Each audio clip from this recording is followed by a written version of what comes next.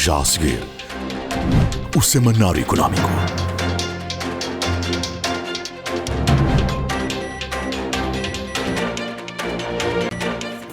BNI, milhões de braços, uma só força.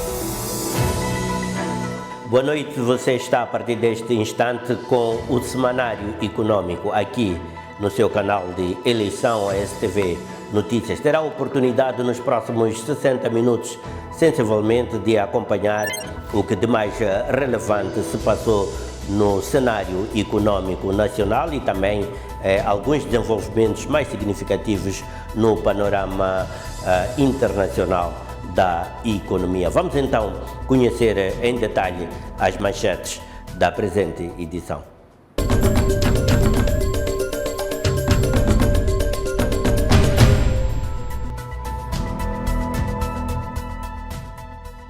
Linha de 2 milhões de dólares norte-americanos dirigida a Niassa e Cabo Delgado. Sem uma base empresarial forte, não há transformação estrutural da nossa economia.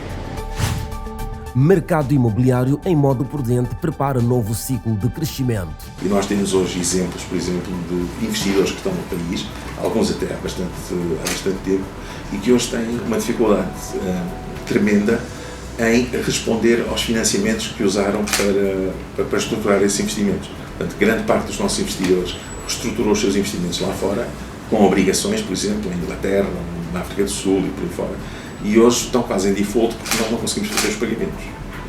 E isso é muito grave.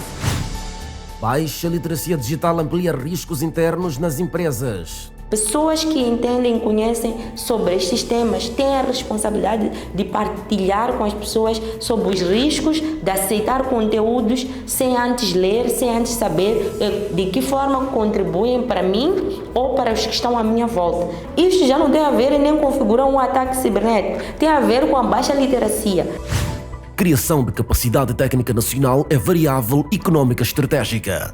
Criar capacidade nacional é um imperativo. Eu acho que isso tem de estar na agenda dos nossos dirigentes. É preciso criar capacidade nacional. Investimento em infraestrutura urbana verde, né? Infraestrutura verde, infraestruturas baseadas na natureza, porque são soluções sistêmicas, né? São soluções holísticas. CTA pede revisão do decreto da mão de obra externa e defende conteúdo local transversal, enquanto os sindicatos alertam para dependência excessiva de megaprojetos e ausência de política industrial estruturada. Foco quase exclusivo nos setores de petróleo e gás limita o potencial de crescimento e integração das pequenas e médias empresas nacionais noutros setores estratégicos da nossa economia. Com escassa integração nacional, a ausência de cadeia de valor doméstico e política industrial que confunde incentivos fiscais com o desenvolvimento sustentável. Você está com o Semanário Económico.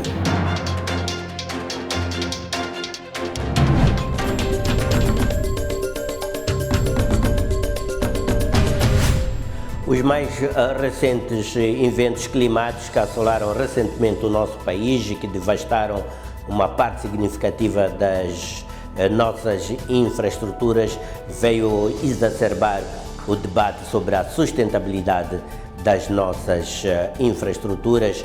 Especialistas ouvidos nesse contexto pelo Semanário Económico defendem reformas profundas no modelo de obras públicas para garantir infraestruturas resilientes. O país, se investisse bem, melhor naquilo que tem feito, não estaríamos a fazer investimentos nas mesmas infraestruturas. As obras são feitas sem controle de qualidade ou com baixo controle de qualidade e ao fim de 2 anos, 3 anos, 4 anos, isto é o panorama permanente que nós vemos. O mercado imobiliário em Moçambique está a ressentir-se de crises acumuladas e ausência de novos projetos estruturantes. O peso do setor no PIB ainda está abaixo dos mercados regionais mais maduros e os investidores do setor já apontam como principal constrangimento atual a problemática cambial que assola o cenário econômico do nosso país de um tempo a esta parte. Leva-nos a deduzir, obviamente, uma certa estagnação.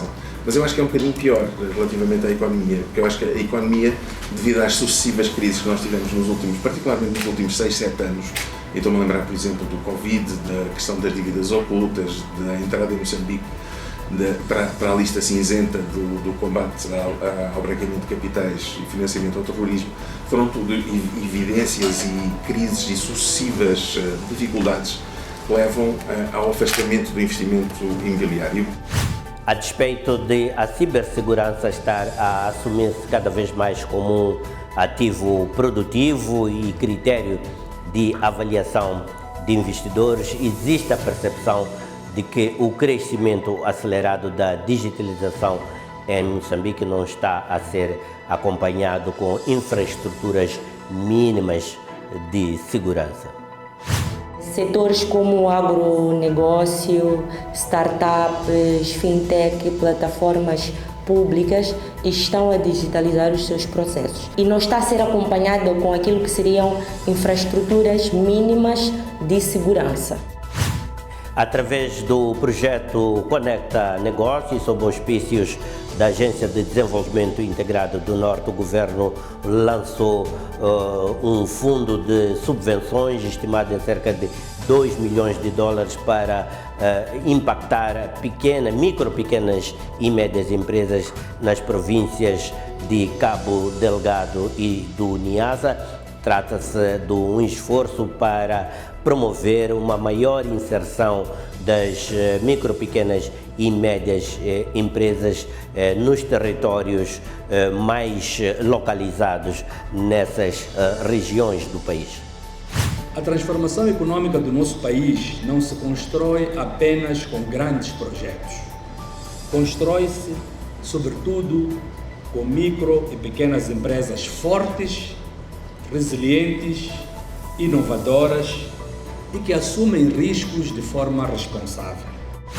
O anúncio de um novo quadro de parceria entre o Banco Mundial e Moçambique já foi decidido e anunciado há algumas semanas e mais recentemente o processo ganhou um novo impulso com a formalização da operacionalização desse novo ciclo de cooperação estratégica entre o Banco Mundial e Moçambique. Estão em causa um envelope financeiro de cerca de 10 mil milhões de dólares para Moçambique, para serem gastos até 2031, com foco agora a ser colocado nos aspectos da execução eficiente do todo o contexto desta nova parceria entre o Banco Mundial e Moçambique. O Banco Mundial também se comprometeu, em sede deste quadro de parceria com o país, a adicionais 4 bilhões de dólares para financiamento do setor privado,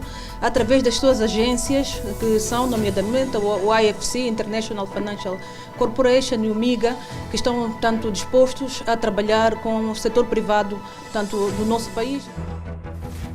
Escassez de divisas, crédito limitado e déficit de infraestruturas travam investimentos, mas retoma dos megaprojetos pode reanimar o setor em 3 a 5 anos. Este é o Semanário Econômico.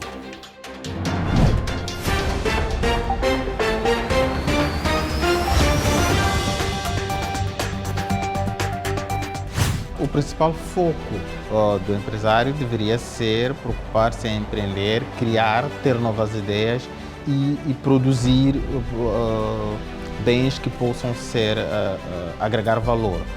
Então, a melhor forma de garantir um bom mercado para o empresário é dar-lhe um ambiente fiscal que seja adequado e que seja previsível. Moçambique enfrenta diversos desafios E para que Moçambique consiga encontrar um caminho adequado, é necessário que o setor privado e o setor público, em conjunto, encontrem alternativas para garantir que a produção nacional encontre tanto mecanismos de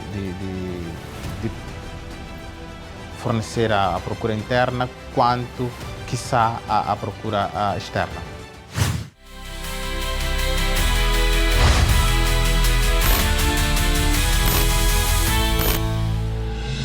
Você está com o Semanário Econômico.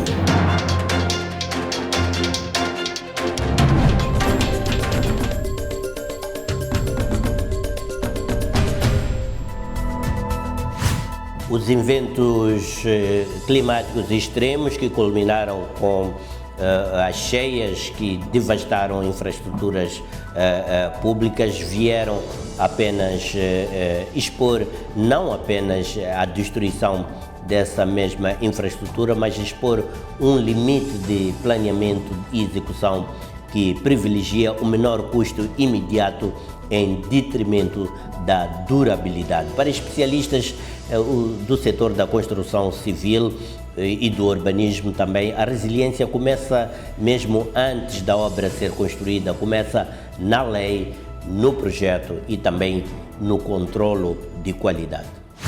Face às fragilidades expostas pelos eventos extremos, a Federação Moçambicana de Empreiteiros defende uma revisão urgente da legislação de recontratação pública, eliminando o critério do menor preço como fator determinante nas empreitadas. O país, se investisse bem, melhor, naquilo que tem feito, não estaríamos a fazer investimentos nas mesmas infraestruturas. Porque, olha, se nós queremos trabalhar no sentido de resolver de forma leviana, ou seja, fazemos investimentos só para conseguir garantir transitabilidade, mas não estamos a fazer os investimentos necessários para que essas infraestruturas tenham qualidade. Naturalmente, vamos passar, tanto ciclicamente, a investir nas mesmas infraestruturas e não vamos perceber para onde nós estamos aí. Nós temos defendido, sim senhor, reformas. Essas reformas devem, portanto, coincidir com aquilo que é o propósito. O Estado sempre defendeu que é preciso garantir obras resilientes. Fala-se muito disso, mas na prática, depois aquilo que se investe é desproporcional àquilo que se defende. Para os especialistas, o menor preço compromete critérios técnicos essenciais, transformando obras públicas em soluções temporárias. Outro eixo central da reforma passa pelo reforço do controle independente de qualidade, nomeadamente através da valorização do Laboratório de Engenharia de Moçambique. Por isso é que temos obras que são feitas, e até mesmo aqui na periferia das cidades, Matola, Maputo, são obras que são feitas sem controle de qualidade ou com baixo controle de qualidade, e ao fim de 2 anos, 3 anos, 4 anos, isto é o panorama permanente que nós vemos. Por outro lado, temos ainda hoje ruas e estradas que foram feitas no tempo colonial, já passaram 50 anos, mais, e que ainda não se ajeitam. Para além da legislação, a solução passa pela criação de capacidade técnica interna. A engenharia nacional deve ser integrada como ativo estratégico de longo prazo. Criar capacidade nacional é um imperativo. Eu acho que isso tem de estar na agenda dos nossos dirigentes. É preciso criar capacidade nacional. A capacidade nacional o que é que dá? Dá também emprego. Não é? Por isso, se estamos a falar de tantos engenheiros jovens, etc., temos que criar condições, como por exemplo a construção de infraestruturas, para que eles sejam empregados. A outra parte que eu acho também importante é usar os recursos locais. Quando eu digo recursos locais, é os materiais locais, as oportunidades locais, etc. Então, criar capacidade é um assunto que devia ser a palavra de ordem do país, e isso é uma coisa quantificável. Quantos engenheiros é que estão empregados e quantos é que vão estar empregados daqui a 15 anos, ou 10 anos, ou 5 anos? Então, há vários indicadores que podem dar a imagem do que é que está a acontecer e como é que o país se desenvolve. No domínio urbano, especialistas defendem soluções baseadas na natureza como resposta simultaneamente ambiental e econômica.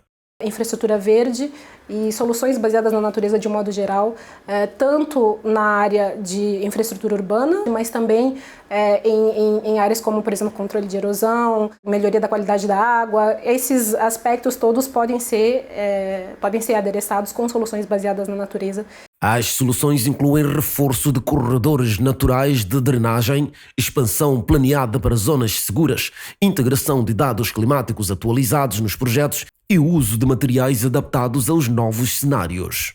E investimento em infraestrutura urbana verde, né? Infraestrutura verde, infraestruturas baseadas na natureza, porque são soluções sistêmicas, né? São soluções holísticas, diferente de algumas soluções convencionais que olham para um único problema e buscam resolver aquele problema, muitas vezes causando problemas em outros setores, né? As soluções baseadas na natureza, elas têm esse caráter bastante global no que diz respeito a focar em múltiplos problemas, com provisão de múltiplos benefícios. Os especialistas e operadores do setor da construção civil convergem numa mesma conclusão. Moçambique possui conhecimento técnico e recursos humanos, mas precisa alinhar legislação, fiscalização e investimento com a nova realidade climática. Sem essa viragem estrutural, o país continuará preso a um ciclo dispendioso de perdas e reconstrução, num contexto em que os eventos extremos deixaram de ser exceção para se tornarem uma regra. Lançada a linha de $2 milhões norte-americanos para MPMEs no Norte. Depois de um boom registrado entre 2013 e 2018, o mercado imobiliário moçambicano entrou agora num período prolongado que se caracteriza pela maturação e cautela. O setor continua a refletir o ritmo atual da economia. Estagnação no segmento comercial, dinamismo seletivo no ramo logístico e crescimento controlado no ramo residencial, enquanto aguarda pela materialização dos grandes projetos e pela melhoria das condições macroeconômicas. Após um período de forte expansão impulsionado pelos grandes investimentos mineiros e energéticos, o setor entrou numa fase de desaceleração, marcada pela ausência de novos projetos estruturantes. E isso leva-nos a deduzir, obviamente, uma certa estagnação.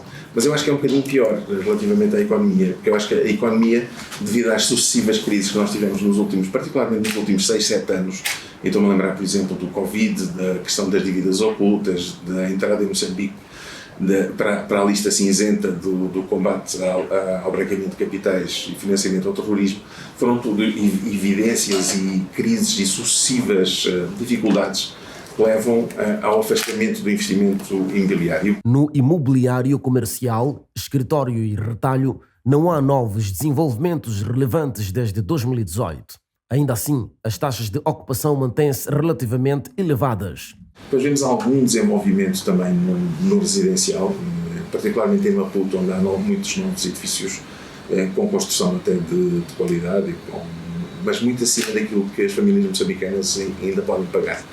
E não havendo o acesso ao crédito hipotecário, aquilo que acontece é que esses apartamentos vão cair no mercado de investidores, esses investidores vão comprar para arrendamento, e, portanto é um movimento bastante mais lento. E nós receamos aqui no setor residencial que as coisas possam abrandar um bocadinho nos próximos anos. Mas até porque tem investidores com menor sensibilidade ao risco, a questão é aquilo que nós estimamos, que esses edifícios estão a aparecer e estão a ser construídos. E eles vão naturalmente fazer falta.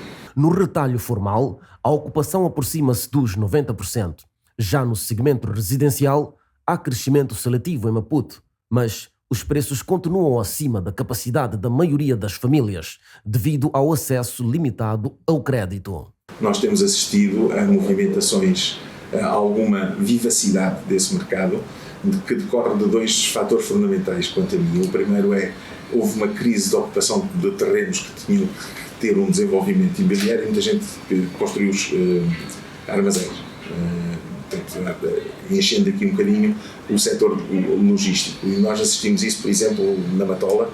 Estamos hoje a assistir isso um pouco em Pemba, na Cala, centros onde se prevê que o desenvolvimento seja mais importante, mas depois ao mesmo tempo também o tecido empresarial, sobretudo naquilo que é a distribuição alimentar, que é um dos... Em contraste, o segmento logístico industrial registra maior dinamismo, impulsionado pela expansão de cadeias de distribuição alimentar. E nós temos hoje exemplos, por exemplo, de investidores que estão no país, alguns até há bastante tempo, e que hoje têm uma dificuldade tremenda em responder aos financiamentos que usaram para estruturar esses investimentos. Portanto, grande parte dos nossos investidores reestruturou os seus investimentos lá fora, com obrigações, por exemplo, em Inglaterra, na África do Sul e por aí fora, e hoje estão quase em default porque nós não conseguimos fazer os pagamentos. E isso é muito grave. A escassez de divisas surge como o principal bloqueio ao investimento estrangeiro, dificultando a importação de materiais e o pagamento de financiamentos externos. Paralelamente, o déficit de infraestruturas limita a expansão sustentável do setor. É preciso apostar muito mais nas infraestruturas. Nós temos hoje uma estrada nacional que liga a capital ao norte, em que não se pode viajar a mais de 60 km. A logística não se faz a 60 km. A logística faz-se de avião, faz-se por cabotagem e também se faz de caminhão, mas em autoestradas, a 120, a 100, 120 km por hora. Isso também impede que... É tão frágil essa infraestrutura, e estou só a falar de estradas, é tão frágil que nós temos agora, começamos um período de 2 semanas ou 3 semanas que nem sequer podíamos passar do Xai-Xai para cima, portanto, da Manhissa para cima. Portanto, há um investimento que potencializa muito o desenvolvimento imobiliário e até o desenvolvimento económico. Até podemos dizer que é para potenciar o desenvolvimento económico e arrastando depois também o desenvolvimento do setor imobiliário, que é de facto a aposta nas infraestruturas. Os grandes operadores mantêm-se no país, mas focados na rentabilização dos ativos existentes. A entrada de novos investidores dependerá da estabilidade macroeconómica e da previsibilidade do ambiente de negócios. Continua a existir muita reserva por parte dos investidores em lançarem novos projetos e fazerem.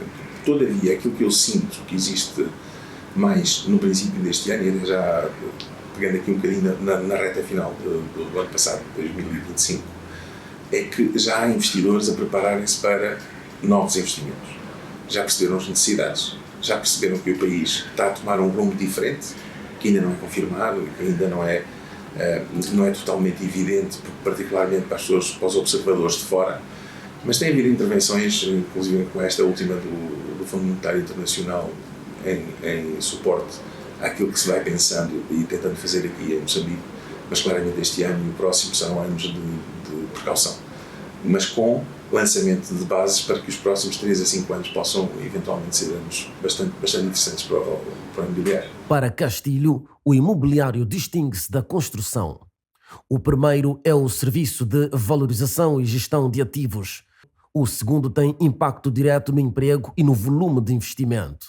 O setor imobiliário será dentro em breve um dos mais tecnológicos, porque nós já usamos tecnologia para quase tudo, para quase tudo que é feito, da venda até à promoção imobiliária, até à gestão dos próprios edifícios, tudo é suportado por aplicações tecnológicas. Mas no futuro nós vamos ter essa tecnologia adaptada também a outras áreas. E já agora, aquela que eu vou dizer que vai ser mais interessante no futuro é a possibilidade das pessoas, tal como hoje têm moeda eletrónica, poderem ter ativos imobiliários em blockchain, com tecnologia em blockchain. Isso são tecnologias que vão a surgir nesta área e que vão obviamente ser interessantes. A Broll, por si só, tem uma divisão na África do Sul que é só tecnologia, desenvolve toda a tecnologia que nós usamos como base para a gestão do nosso negócio. Pode-se afirmar que, num contexto ainda marcado por constrangimentos estruturais, o mercado imobiliário moçambicano permanece num modo defensivo, mas com a retoma dos grandes projetos e melhoria das condições macroeconómicas, o setor poderá voltar a assumir um papel ativo no crescimento, no emprego e na transformação urbana do país. A transformação econômica de Moçambique não se fará apenas com os megaprojetos, grandes investimentos externos. O governo reconhece isso mesmo e afirma que aposta nas micro, pequenas e médias empresas como o verdadeiro motor da transformação estrutural da economia. Em Lixinga, capital do Niassa, foi lançado um envelope financeiro de cerca de 2 milhões de dólares para promover a capitalização e a dinamização das micro, pequenas e médias empresas que operam nestas regiões do país. Uma iniciativa que coloca ou levanta questões sobre se estas abordagens governamentais são de natureza pontual ou um passo consistente rumo a uma nova arquitetura financeira estruturada e operacionalmente eficaz para as pequenas e médias empresas nacionais. Em Lixinga, o ministro da Planificação e Desenvolvimento, Salim Krypton Valá, lançou a linha de subvenções comparticipadas do Conecta Negócios, integrada na 7ª edição do Fundo Catalítico para Inovação e Demonstração. Trata-se de uma intervenção territorial dirigida, financiada pelo Banco Mundial, que disponibiliza 2 milhões de dólares para micro e pequenas empresas de Niassa e Cabo Delgado, províncias que, apesar do seu vasto potencial produtivo, apresentam densidade empresarial formal inferior à média nacional. A transformação econômica do nosso país não se constrói apenas com grandes projetos. Constrói-se, sobretudo, com micro e pequenas empresas fortes, resilientes, inovadoras e que assumem riscos de forma responsável. A intervenção está alinhada com a Estratégia Nacional de Desenvolvimento 2025-2044 e com o Programa Quinquenal do Governo 2025-2029, ambos centrados na industrialização, diversificação produtiva e dinamização do setor privado nacional. Mais do que uma simples linha de subvenção, o governo enquadra o instrumento como correção de falhas de mercado no acesso ao capital produtivo, sobretudo em territórios onde o crédito bancário continua limitado por insuficiência de garantias e fraco histórico financeiro estruturado. Não se trata apenas de um mecanismo financeiro, como disse Sua Excelência a Governadora. Trata-se de um instrumento de política econômica orientada para estimular a inovação aplicada, reforçar as ligações empresariais inclusivas, ampliar o acesso aos mercados e promover o investimento privado complementar. O modelo prevê financiamento até 90% do investimento elegível, cabendo à empresa assegurar pelo menos 10% de capital próprio, um princípio que procura reforçar compromisso e responsabilidade empresarial. Microempresas poderão beneficiar entre 15 mil e 25 mil dólares. Pequenas empresas até 50 mil dólares. Momentos após o lançamento, no espaço de diálogo com empresários locais, emergiram preocupações práticas quanto à operacionalização da linha. Há algumas empresas que questionaram a exigência de formalização plena e regularidade fiscal como critério de elegibilidade, sublinhando que muitas microempresas da região operam ainda em estágios intermédios de formalização, enfrentando custos administrativos elevados e limitada capacidade técnica para estruturar candidaturas robustas.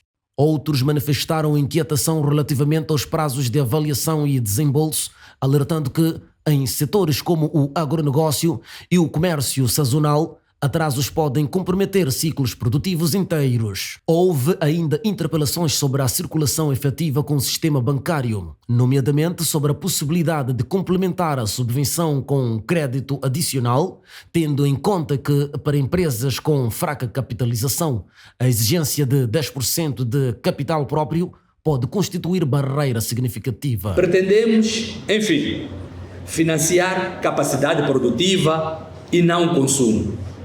Queremos apoiar investimentos que geram empregos, rendimento e dinamização da economia de base. Perante estas questões, o ministro reiterou que o objetivo não é flexibilizar critérios de rigor, mas induzir melhoria de gestão, formalização progressiva e integração em cadeias de valor estruturadas. Niassa dispõe de extensas áreas de terra arável, recursos florestais estratégicos e potencial turístico e mineral significativo.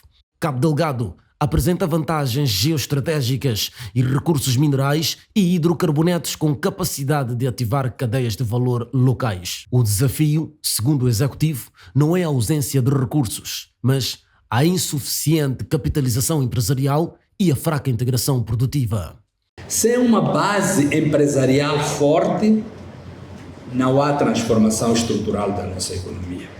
A linha integra-se no ecossistema mais amplo de instrumentos financeiros que inclui o Plano de Recuperação e Crescimento Econômico, o Fundo de Desenvolvimento Econômico e Local, o Fundo de Garantia Mutuária e o Fundo de Recuperação Econômica, estando igualmente em recurso o processo de constituição do Banco de Desenvolvimento. O objetivo declarado é construir coerência e complementaridade no sistema de financiamento, evitando dispersão de instrumentos e maximizando impacto sistêmico. Que esta iniciativa não pretende distribuir ou oferecer dinheiro. Não é esse o propósito. Vamos investir estrategicamente no futuro produtivo de Niassa e Cabo Delgado. O lançamento destas subvenções, em cerca de 2 milhões de dólares, representa claramente um esforço na territorialização da política econômica do país, entre intenção estratégica e impacto real. Estão variáveis determinantes que importa reter e prestar atenção, entre elas a capacidade empresarial, mas também a eficiência administrativa e a coerência institucional. Moçambique acolheu a reunião dos ministros do comércio africanos, um evento que significou a consolidação do papel central do nosso país na arquitetura diplomática continental e passando o nosso país a atuar como coordenador do Grupo Africano da Organização Mundial do Comércio. Num cenário de tensões geopolíticas, tarifas unilaterais e crescente fragmentação econômica, a África procura transformar vulnerabilidade externa em oportunidade estratégica. A preparação da 14ª Conferência Ministerial da Organização Mundial do Comércio, em Yaoundé, surge como um momento decisivo para consolidar uma posição africana coesa e reforçar a zona de comércio livre continental africana como instrumento de industrialização e integração. A diretora-geral da Organização Mundial do Comércio alertou para o momento mais decisivo do comércio internacional nas últimas décadas, marcado por medidas unilaterais e erosão de regras multilaterais. Almost 3/4 of world's goods trade is still on WTO terms. This has helped private sector supply chains to adapt and rewire. A dirigente sublinhou que, apesar das interrupções, cerca de 72% do comércio global continua enquadrado nas normas da Organização Mundial do Comércio, garantindo previsibilidade mínima ao sistema. O impacto das tarifas norte-americanas sobre a África foi descrito como limitado no agregado, embora países específicos, como África do Sul e Moçambique, sintam efeitos diferenciados. O secretário-geral da Zona de Comércio Livre Continental Africana destacou que a integração regional não é apenas opção econômica, mas mecanismo de proteção estratégica. Building an alternative market will enable us openness, predictability and certainty of markets. Segundo dados apresentados, o comércio intra-africano cresceu 12,5% em 2024, mas continua limitado por custos logísticos elevados e infraestruturas insuficientes. A Zona de Comércio Livre Continental Africana, ao consolidar um mercado de 1,4 mil milhões de pessoas, surge com o plano para a diversificação produtiva e maior participação nas cadeias globais de valor. Moçambique assume papel central na coordenação africana para a Conferência Ministerial, defendendo reforma estrutural da Organização Mundial do Comércio, alinhada com interesses do continente. O momento internacional exige de nós unidade, exige de nós coesão e o nosso continente deve apresentar uma posição comum, sólida, capaz de colocar o desenvolvimento no centro das nossas reformas. Entre as prioridades destacadas estão Reforma institucional da Organização Mundial do Comércio, desenvolvimento industrial e verde, segurança alimentar, comércio eletrónico, coerência entre a Organização Mundial do Comércio e a Zona de Comércio Livre. A Primeira-Ministra enfatizou o comércio como instrumento de transformação económica. Para a África, o comércio é um instrumento de transformação estrutural, é um imperativo de segurança alimentar, é um meio para industrializar, criar empregos dignos, reduzir a pobreza e promover prosperidade partilhada.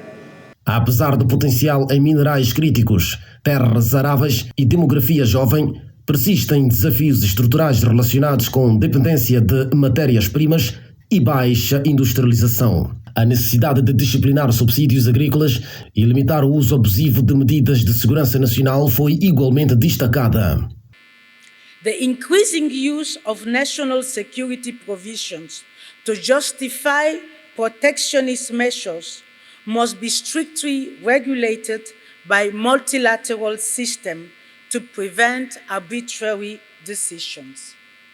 O apelo centra-se na defesa de tratamento especial e diferenciado para países africanos, garantindo o espaço de política industrial e digital. No mundo fragmentado, a África procura afirmar unidade estratégica, fortalecer a zona de comércio livre e reforçar o sistema multilateral. A MC14 será teste decisivo à capacidade do continente de transformar potencial comercial em desenvolvimento sustentável. Você está com o Semanário Econômico. Especialistas alertam que Moçambique digitaliza mais rápido do que protege, colocando em risco dados estratégicos, investimento e sustentabilidade empresarial. A CTA está a pedir a revisão do decreto sobre a mão de obra, a contratação de mão de obra externa e também a defender a transversalidade do conteúdo local, enquanto que os sindicatos alertam no sentido oposto para a dependência excessiva de megaprojetos e a ausência de uma política industrial estruturada no país.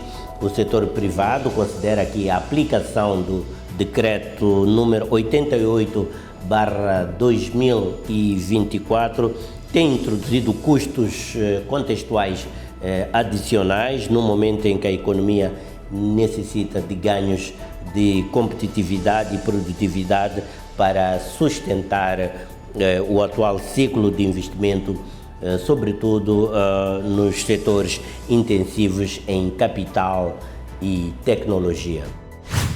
Dados do Ministério do Trabalho e Segurança Social indicam que Moçambique emite anualmente entre 4.000 e 6.000 autorizações de trabalho, podendo ultrapassar 7.000 em períodos associados a megaprojetos. A contratação ocorre maioritariamente no regime de cotas, 5% para pequenas empresas, 8% para médias e 10% para grandes empresas, concentrando-se nos setores de petróleo e gás, mineração, construção, energia, banca e telecomunicações, sobretudo em funções técnicas e de direção.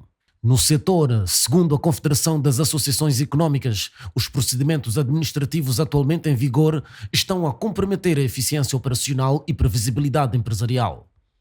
Apesar de recente, a sua aplicação prática revelou ineficiências e constrangimentos significativos que carecem de ajustamentos, nomeadamente a necessidade de flexibilizar os critérios de mobilidade para os sócios e gestores em situações de emergência, nos termos do artigo 31. Para o setor privado, a questão ultrapassa a dimensão laboral.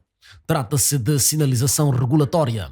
Investidores analisam não apenas incentivos fiscais, mas também agilidade administrativa, clareza normativa e previsibilidade na mobilidade de quadros especializados. A revisão da exigência de certidão de quitação específica para este fim, evitando redundâncias administrativas que comprometem a operacionalidade das empresas. Num contexto em que Moçambique procura posicionar-se como plataforma energética, logística e industrial da região, a eficiência institucional passa a ser vista como viável de competitividade macroeconómica. Estamos convictos de que esta lei constituirá um verdadeiro divisor de águas contribuindo decisivamente para a dignificação das relações de trabalho e para a profissionalização do setor. A CTA defende igualmente que a futura lei do conteúdo local deve assumir caráter transversal e não permanecer concentrada nos setores de petróleo e gás. Quase exclusivo nos setores de petróleo e gás, limita o potencial de crescimento e integração das pequenas e médias empresas nacionais noutros setores estratégicos da nossa economia. É entendimento firme da CTA que esta lei deve assumir um caráter transversal e inclusivo, abrangendo todos os setores económicos. Do lado sindical, a Organização dos Trabalhadores de Moçambique, Central Sindical, trouxe para o debate uma dimensão estrutural mais profunda, a dependência excessiva de megaprojetos e a fragilidade das cadeias de valor nacionais. Este conflito, se for mal gerido, pode expor a fragilidade estrutural do nosso modelo econômico, onde há uma nítida dependência de megaprojetos, com escassa integração nacional, a ausência de cadeia de valor doméstico e política industrial que confunde incentivos fiscais com o desenvolvimento sustentável. A eventual paralisação de grandes unidades industriais é apresentada como sintoma de um modelo produtivo concentrado e pouco diversificado. O debate revela que a questão da mão de obra estrangeira é apenas a superfície de uma discussão mais ampla sobre a transformação econômica. Sem capital humano nacional qualificado, o país permanece dependente de quadros externos. Sem previsibilidade regulatória, o investimento pode deslocar-se para jurisdições concorrentes. Sem política industrial coerente, o crescimento tende a manter-se enclave, com reduzido efeito multiplicador interno. A compatibilização entre proteção laboral e eficiência empresarial não deve ser vista como antagonismo, mas como exercício de arquitetura econômica. Moçambique e o Grupo Banco Mundial lançaram oficialmente o novo quadro de parceria do país para o período 2026-2031, com um volume financeiro global estimado em cerca de 10 mil milhões de dólares, combinando financiamento público e mobilização de capital privado. Moçambique e o Grupo Banco Mundial lançaram oficialmente o novo quadro de parceria para o período de 2026-2031, com um volume financeiro global estimado em cerca de 10 mil milhões de dólares, combinando financiamento público e mobilização de capital privado. O lançamento ocorreu após a audiência concedida pelo Presidente da República, Daniel Francisco Chapo, ao diretor da divisão do Grupo Banco Mundial em Moçambique, marcando o início formal do novo ciclo de cooperação.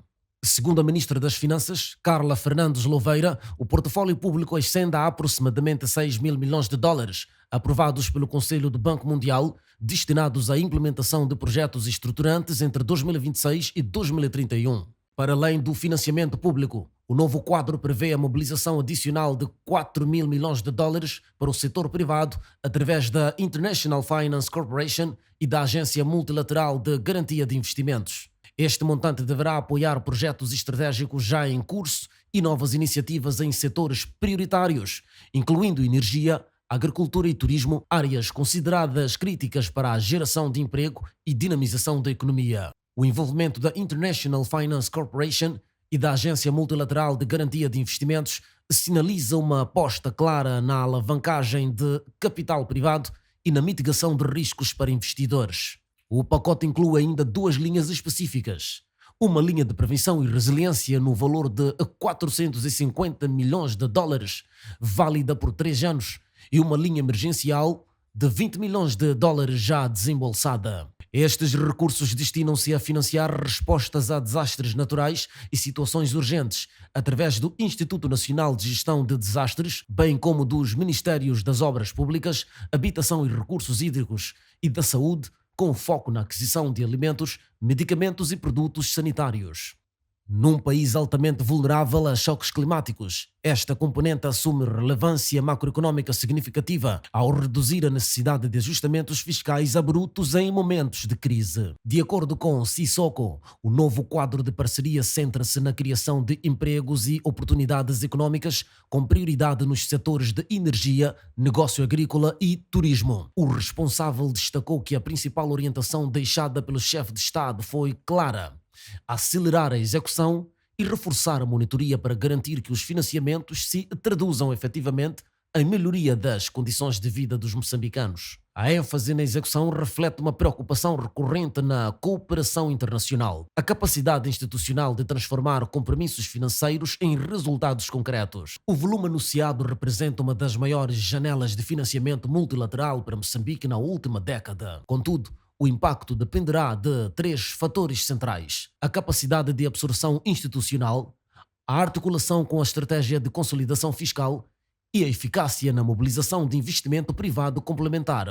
Num contexto de necessidade de crescimento sustentável, criação de emprego e reforço de estabilidade macroeconômica, o novo quadro de parceria poderá tornar-se um pilar estruturante da trajetória econômica até 2031, desde que a execução acompanhe a ambição financeira. Este é o Semanário Econômico. Moçambique atravessa uma fase de rápida digitalização no agronegócio, nas fintech, nas startups e nas plataformas públicas. Contudo, a expansão tecnológica não tem sido acompanhada por um reforço proporcional das infraestruturas de cibersegurança. Num mercado onde a confiança digital já influencia decisões de investimento, proteger dados deixou de ser questão técnica para se tornar prioridade estratégica. Para Matilde Rungo, especialista em cibersegurança, o país vive um desequilíbrio preocupante. Moçambique está numa fase em que está a digitalizar muito rápido do que proteger. Setores como o agronegócio, startups, fintech, plataformas públicas estão a digitalizar os seus processos, o que significa que estamos também, e não está a ser acompanhado com aquilo que seriam infraestruturas mínimas de segurança. Segundo a especialista, este cenário cria uma contradição. Quanto mais as empresas crescem digitalmente, maior se torna a sua exposição ao risco. O entusiasmo pela expansão de mercado e eficiência operacional tem relegado para segundo plano questões essenciais como governação de dados, continuidade operacional e controle de acessos. Um dos principais equívocos no setor empresarial é tratar a segurança digital como despesa adicional. Matilde Rungo defende uma mudança de paradigma. Hoje em dia, a cibersegurança tornou-se um ativo produtivo, no sentido em que vai reduzir aquilo que são as perdas. Estamos a falar de dados relevantes para a gestão de qualquer negócio. Estamos a falar também do aumento da confiança a nível daqueles que são os investidores. Investidores nacionais e internacionais avaliam cada vez mais a maturidade digital das empresas. Questões como armazenamento de dados, políticas de proteção, planos de recuperação e sustentabilidade tecnológica passaram a integrar o processo de decisão de financiamento. E sem respostas claras, o capital afasta-se.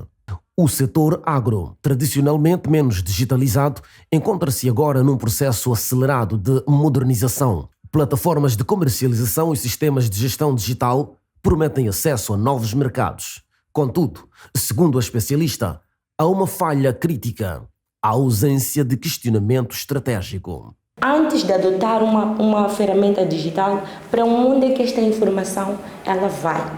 Ok? Que plataformas é que realmente fazem sentido para o meu negócio? Ok? Eles não fazem esta pergunta. Sem esse mapeamento de riscos, empresas podem perder informação sensível, sofrer interrupções operacionais ou comprometer a sua competitividade. A criação de legislação específica para registro e licenciamento de plataformas representa um avanço institucional. Contudo, a sua eficácia depende da articulação entre o Estado e o setor privado. Segundo o especialista, cada ator está a atuar no seu ramo. Matilde sublinha que o Estado cria normas, mas é preciso garantir implementação através de sinergia com o setor empresarial. Salienta que quando uma pequena média empresa opera sem segurança mínima, o problema deixa de ser individual e passa a ser sistêmico. Para a especialista, não se trata de importar modelos internacionais dispendiosos, mas de criar consciência e implementar gradualmente práticas de governação de dados adaptadas à realidade nacional. Grande parte dos incidentes digitais não decorrem de ataques altamente sofisticados, mas de baixa literacia digital dentro das organizações. Pessoas que entendem e conhecem sobre estes temas têm a responsabilidade de partilhar com as pessoas sobre os riscos de aceitar conteúdos sem antes ler, sem antes saber de que forma contribuem para mim ou para os que estão à minha volta. Então, isto já não tem a ver nem configurar um ataque cibernético, tem a ver com a baixa literacia. A formação interna surge como prioridade de curto prazo. Capacitar colaboradores para reconhecer riscos digitais pode reduzir significativamente vulnerabilidades. A médio e longo prazo, a governação estruturada e a adoção de tecnologias adequadas à cadeia de valor de cada negócio tornam-se imperativas. O debate também envolve mudança cultural. Durante uma conferência sobre transformação digital, engenheiro eletrónico e fundador da Kinesis destacou a importância da preparação estratégica.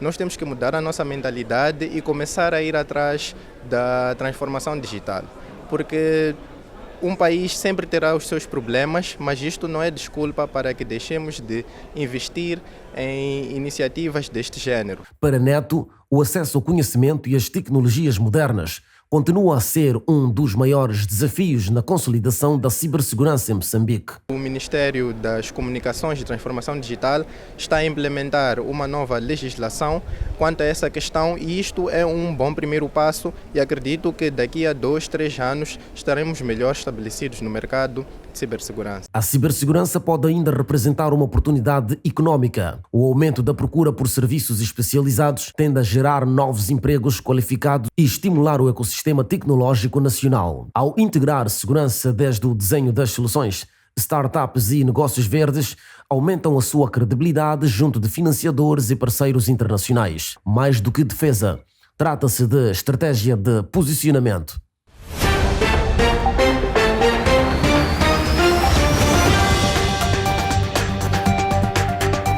É preciso voltar-se a construir uma mentalidade diferente.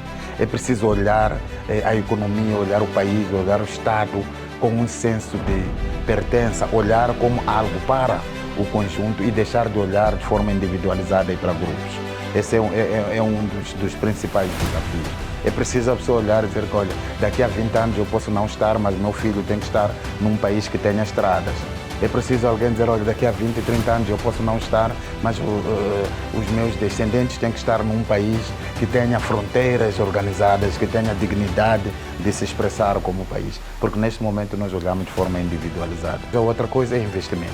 Investimento na juventude, investimento na formação, investimento na saúde, investimento na educação. Se conseguirmos fazer isso, certamente que podemos melhorar. Mas se essa cultura não for reimplementada, porque acredito que há 50 anos ou há 40 anos já estávamos neste caminho, mas foi se perdendo com o andar dos tempos.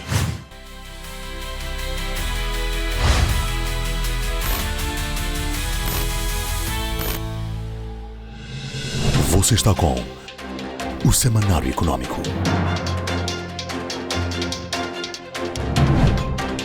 Com uma população estimada em cerca de 105 mil habitantes, o distrito de Magua, cuja sede administrativa é Mpenda, enfrenta há vários anos dificuldades significativas no acesso regular à água potável.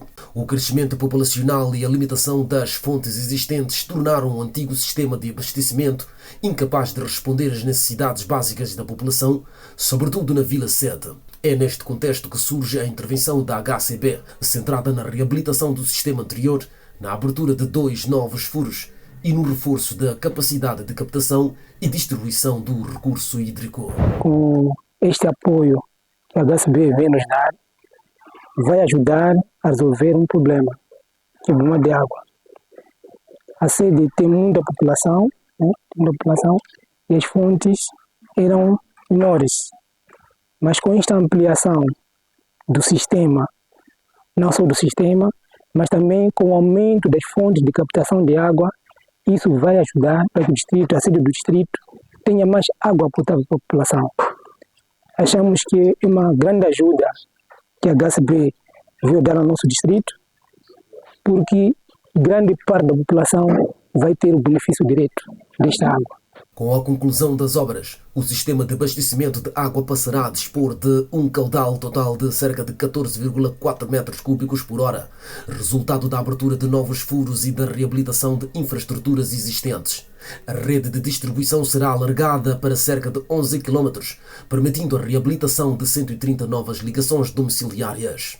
Segundo as autoridades locais, apesar de o fornecimento ainda ocorrer em forma alternada entre bairros, devido às obras em curso, já se notam melhorias no volume de água disponibilizado, sendo esta situação considerada temporária. Mas que é um trabalho que notamos que é visível, porque a capacidade de água, de fornecimento, agora já aparece com peso, embora ainda está nessa fase de construção, de ampliação, mas nota-se que a capacidade de água que está a sair é maior. Sentimos que é um sofrimento temporário, né? E assim que a empresa concluir com esta ampliação, sentimos que vai valer a pena ter esse sacrifício, porque vamos ter um bem maior, para mais dias e mais horas. E só para notar a diferença é que no passado as pessoas procuravam água até às 0 horas. Às 0 horas, mas quando o sistema começou a trabalhar, então as horas reduziram. Já não cartam água a partir das 0, das 23 horas, já tem horas programadas, né? Então sentimos que a diferença vai existir, mas uma diferença para o positivo. O secretário permanente do Distrito de Mágoa sublinha que a intervenção responde a uma das principais carências da população, destacando que o reforço da capacidade de captação permitirá melhorar significativamente o acesso à água potável, com reflexos diretos na saúde pública, na redução do tempo gasto na busca de água e no bem-estar das famílias. A população local confirma que, apesar dos constrangimentos temporários durante a execução das obras, já se verificam melhorias, com menor tempo de espera para o acesso à água e expectativas de, no futuro, dispor de ligações domiciliárias. Continuar essa obra, nós estamos chegando para ele colocar torneiras na aldeia, né? Então já meio buscar na aldeia. Mas está fazendo bem para nós termos água. Do que amanhecer 0 horas estamos aqui. Até 18 horas ainda estamos aqui, mas agora 17 horas estamos em casa. Antigamente a água estava a custar mesmo. O pessoal estava vir de manhã, até essas horas ainda não buscaram. Mas agora já está melhor. Pouco tempo está a buscar a voltar em casa. Sem água não há vida. Agora quando temos água já é bom. As coisas vão andar bem com água. A GASAB fizeram bem, estamos a dar água, fizeram bem. Coisa que a GASAB está a fazer, nós estamos a ficar com vontade, já estou a ver que você está conosco. Mas por enquanto a água está a custar aqui no Macro. E você, quando acabar esta água, nós também vamos ficar à vontade, porque com essa água não está a chegar aqui no Macro. Eu estou a agradecer com esse grupo de HCB para nós ter a água na nossa casa. Não pode parar, façam isso para nós também viver bem. Os trabalhos em causa incluem a construção das casas dos furos, do posto de transformação, das caixas ao longo da conduta adutora, a reabilitação do centro distribuidor e da casa de gestão do sistema. De acordo com a fiscalização da obra, dificuldades técnicas na fase de perfuração obrigaram a revisão do cronograma inicial, tendo a conclusão sido reprogramada para 30 de março de 2026. Nesta fase, após a perfuração, conseguimos um volume de água disponível de aproximadamente 14,1 metros cúbicos. É o caudal disponível para podermos fornecer ao sistema de abastecimento de água daqui da Vila de Mpende. Neste momento estamos na fase de construção das obras civis, isto é, construção das casas dos furos, o casa do PT, as caixas ao longo da linha da conduta adutora e a reabilitação do centro distribuidor, incluindo a casa de gestão. Então, estamos nesta fase de execução dessas atividades. O sistema em reabilitação foi concebido com um horizonte de cerca de 10 anos, embora a expansão futura esteja condicionada pelas características do aquífero local. Estão previstas fases subsequentes que poderão ampliar a captação de água em pontos mais distantes, exigindo novos investimentos. O investimento da HCB em Magué evidencia o papel das infraestruturas sociais como catalisadoras do desenvolvimento local. Ao reforçar o acesso à água potável, a intervenção contribui para melhores condições de saúde, liberta tempo para atividades económicas e familiares e cria bases mais sólidas para o crescimento social e económico do distrito. Este é o Semanário Económico.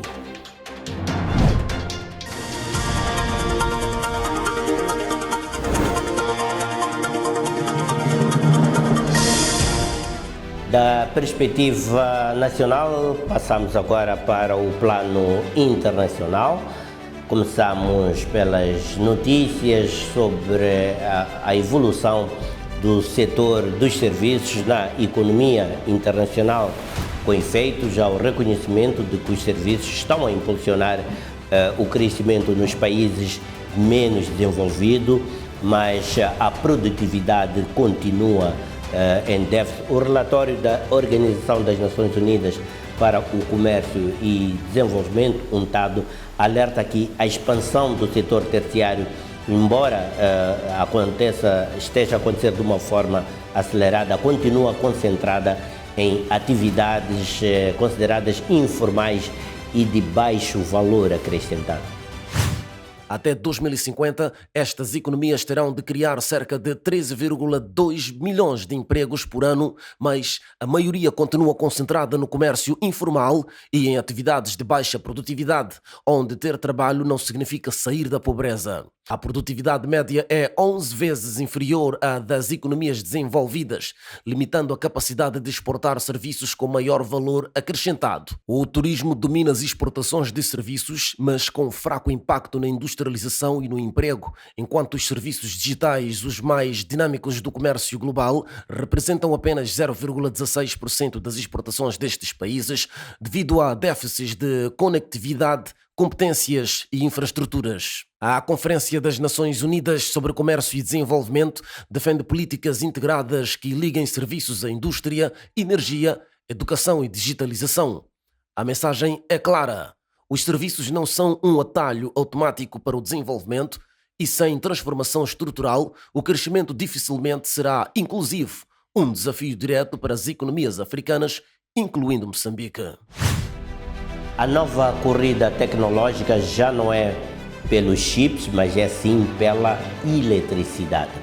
A procura global de energia para a inteligência artificial poderá mais do que duplicar até 2030. Centros de dados emergem como um novo epicentro da competição geoeconômica. Um relatório da Agência Internacional de Energia indica que os centros de dados consumiram 415 watts em 2024, 1,5% da energia mundial, e poderão ultrapassar 945 watts até 2030, com tendência para duplicar novamente na década seguinte. Nos Estados Unidos, estas infraestruturas poderão representar cerca de 12% do consumo elétrico até 2028, enquanto a China acelera investimentos em geração e redes, reforçando a sua vantagem estratégica na corrida pela inteligência artificial. Perante o risco de escassez, as grandes tecnológicas apostam em contratos de energia renovável, pequenos reatores nucleares e novas soluções geotérmicas, ao mesmo tempo que recorrem à própria inteligência artificial para tornar as redes mais eficientes. A conclusão é que a competição pela liderança digital passou a depender da capacidade energética. Países com eletricidade abundante, redes robustas e financiamento para novas infraestruturas terão vantagem, enquanto nas economias emergentes a ambição tecnológica ficará limitada sem planeamento energético consistente. Um ensaio da World Resources Institute sustenta que 2026 será um ano decisivo para alinhar política climática com crescimento econômico, custo de vida e emprego, no momento em que a transição deixou de ser apenas ambiental para passar a ser estruturalmente econômica. Um ensaio do World Resource Institute defende que o clima deixou de ser apenas uma agenda ambiental para passar a influenciar diretamente o crescimento, o custo de vida e o emprego. A questão principal já não é se a transição vai acontecer, mas se os governos conseguirão transformá-la num motor econômico no curto prazo. A China é apontada como exemplo dessa estratégia. A energia limpa já representa mais de 10% do seu PIB, resultado de uma política industrial consistente, enquanto outras economias, como as europeias, enfrentam riscos de perda de competitividade por decisões tardias. O impacto será sentido sobretudo no bolso das famílias. A queda do custo de energias renováveis pode estabilizar as tarifas de eletricidade e reduzir a volatilidade da inflação. Ao mesmo tempo, a habitação responsável por grande parte das emissões e também pelo maior peso nos orçamentos familiares torna-se um eixo central da nova economia climática, com a eficiência energética a ganhar dimensão econômica e social. No emprego está o verdadeiro teste político. A transição pode gerar centenas de milhões de novos postos de trabalho, mas exige requalificação massiva, já que os empregos não migram automaticamente dos setores tradicionais para os verdes. Sem formação e políticas ativas, o risco é aumentar desigualdades e resistência social. A conclusão é clara. O sucesso da agenda climática dependerá menos de tecnologia e mais de decisões econômicas tomadas agora. Em 2026, o clima deixa de ser um custo futuro e passa a ser um teste imediato à capacidade de gerar crescimento, reduzir despesas das famílias e criar emprego inclusivo.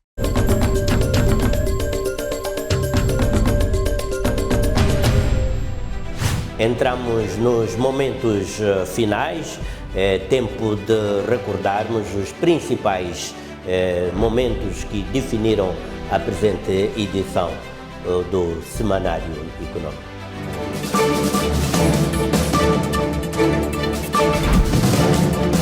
Lançada a linha de 2 milhões de dólares norte-americanos para MPMEs no Norte. A transformação econômica do nosso país não se constrói apenas com grandes projetos. Constrói-se, sobretudo, com micro e pequenas empresas fortes, resilientes, inovadoras e que assumem riscos de forma responsável. Escassez de divisas, crédito limitado e déficit de infraestruturas travam investimentos, mas a retoma dos megaprojetos pode reanimar o setor em 3 a 5 anos. Leva-nos a deduzir, obviamente, uma certa estagnação. Mas eu acho que é um bocadinho pior relativamente à economia, porque eu acho que a economia, devido às sucessivas crises que nós tivemos particularmente nos últimos 6, 7 anos, e estou-me a lembrar, por exemplo, do Covid, da questão das dívidas ocultas, da entrada em Moçambique para a lista cinzenta do combate ao branqueamento de capitais e financiamento ao terrorismo, foram tudo evidências e crises e sucessivas dificuldades que levam ao afastamento do investimento imobiliário. Especialistas alertam que Moçambique digitaliza mais rápido do que protege, colocando em risco dados estratégicos, investimento e sustentabilidade empresarial. Setores como o agronegócio, startups, fintech, plataformas públicas estão a digitalizar os seus processos. E não está a ser acompanhado com aquilo que seriam infraestruturas mínimas de segurança. Rigidez na contratação de estrangeiros testa modelo de crescimento. Nomeadamente a necessidade de flexibilizar os critérios de mobilidade para os sócios e gestores em situações de emergência, nos termos do artigo 31. Especialistas defendem reforma profunda no modelo de obras públicas para garantir infraestruturas resilientes. O país, se investisse bem, melhor, naquilo que tem feito, não estaríamos a fazer investimentos nas mesmas infraestruturas. As obras são feitas sem controle de qualidade ou com baixo controle de qualidade e ao fim de 2 anos, 3 anos, 4 anos, isto é o panorama permanente que nós vemos. Por hoje é tudo, está feito o Semanário Econômico, renovamos o convite para um próximo encontro dentro de uma semana, sensivelmente, quando forem 22 horas de próxima quinta-feira, para mais uma atualização de economia aqui na STV Notícias. Até lá, tenham um período bastante produtivo. Boa noite e até para a semana.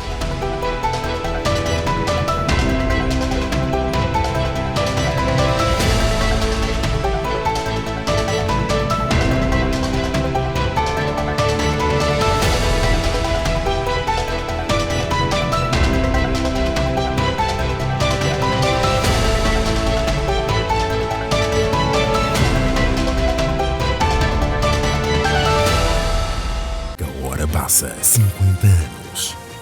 O orgulho de Moçambique.